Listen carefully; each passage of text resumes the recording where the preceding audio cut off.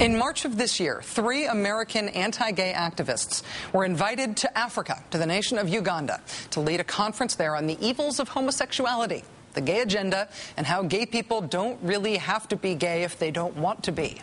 The organizers of that conference admit to helping draft proposed legislation in that country, which was introduced a month after the conference, legislation that would establish the death penalty for being gay. At least one of the Americans who spoke at the anti-gay conference organized by the people who helped write the bill admits to speaking with members of the Ugandan parliament about that legislation while he was there. No one's suggesting that Uganda wasn't a country with a homophobia problem before American anti-gay activists went over there to preach about the evils of the gay agenda to destroy the family and to preach about how homosexuality can be cured. But, you know, if you see someone holding a gun to someone's head and you hand the guy with the gun some bullets, your culpability can be described as a lot of things, but nuanced is not one of them. The family or the fellowship's culpability in the Kill the Gays bill in Uganda might be described as nuanced, but it really does depend on where you're coming from. No one from the family in the United States is thought to be a supporter of the Kill the Gays bill.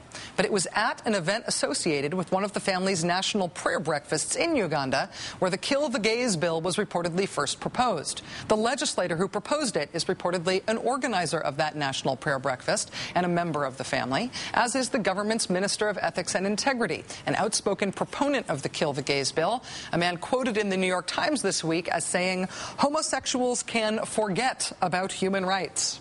The nation's president is also reportedly an associate of the family.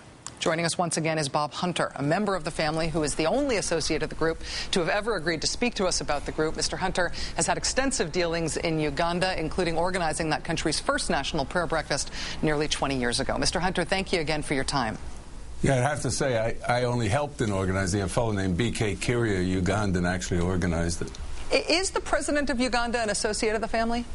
The president of Uganda is there's no membership, but he is related to the family. I've met with him several times, not for a decade, but I've met with him several times. I know his wife, and I've actually played games on the floor of his office with him. How about David Bahati, the legislator who's introduced the Kill the Gays bill? I've met David Bahati. He came here to a national prayer breakfast, and so I met him when he was here. I've never heard of the other guy, the Minister of Ethics that you've talked about. I've never met him. He also describes himself as an associate of the family, which is why I described him that way, James Nasaba Buturo.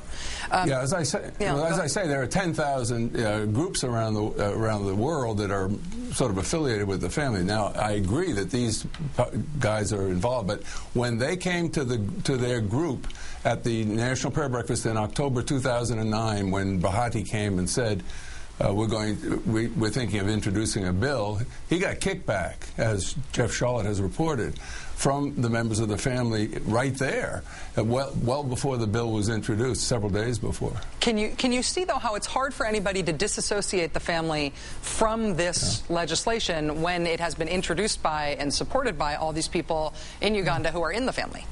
Well, it's not hard for me to blame. I won't blame you for starting the war in Iraq because you're in the same profession as Judith Miller.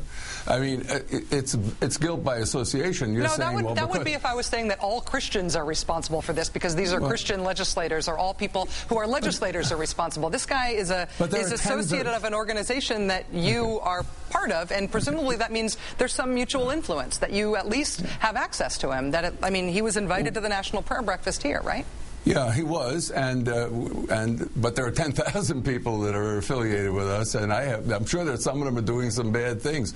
We immediately said that this was bad, and we privately started working against it. We didn't want to go too public at first. You've forced us public, you and others, and that's okay. One of the problems with going public too soon is in Uganda and in all of Africa, one of the cries goes up of neo-colonialism, and it has a lot of resonance, unfortunately. And so we were trying to kill it quietly, but we don't mind being public now. I know that during the Bush administration in particular, a number of conservative politicians, many associated with the family, people like Joe Pitts and Sam Brownback, took a really special interest in Ugandan legislation.